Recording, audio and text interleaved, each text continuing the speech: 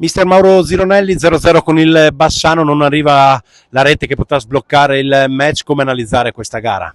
È stata una partita molto combattuta, soprattutto a centrocampo, tanti contrasti.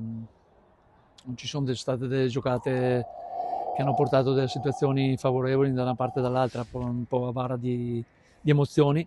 E quindi è stato giusto il pareggio.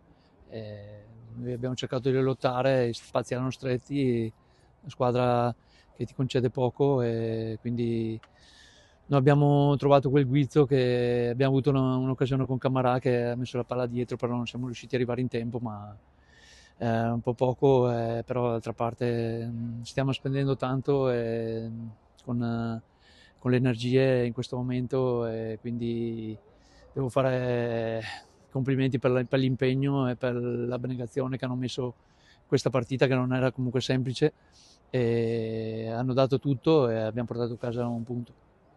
Si è visto un cambio nell'approccio tra primo e secondo tempo, un inizio di gara in cui avete cercato di contenere la rapidità dei loro fantasisti e avevate poca profondità. Nel secondo tempo è cambiato qualcosa a livello di proposta, a livello anche di altezza del vostro baricentro.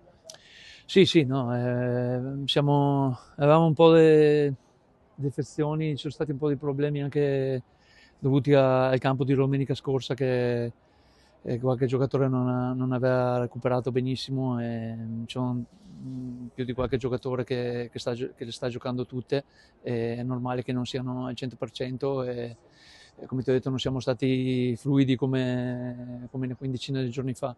Però ci può stare, mancano 2 partite al giro di boa, dobbiamo essere bravi a fare più punti possibili in queste 2 partite e poi cercare di riprendere le energie, recuperare tutti i giocatori che in questo momento purtroppo non hanno potuto darci una mano da un mese e mezzo o 2 a sta parte, però confido in un grande girone di ritorno con finalmente, spero, tutto l'organico al completo.